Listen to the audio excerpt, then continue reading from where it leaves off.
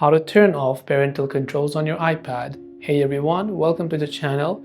In this video, we're going to learn how we can turn off parental controls on iPad. So without any further delay, let's get started with today's video. If you want to turn off parental controls on iPad, it's very simple, but you might want to do this. So I'm currently using my iPhone, but the process will be same for iPad users because it's just the same iOS operating system. You just have to open up your settings first. And once done, you scroll down to the option that says screen time. So just look for the option called screen time and tap on it. From screen time, you just scroll down until you see the option content and privacy restrictions and tap on it. Then if this toggle is actually enabled to disable parental controls, you just have to turn off this toggle. And like that, your parental controls will be turned off for both your iPad or other iOS devices. That's all for this video.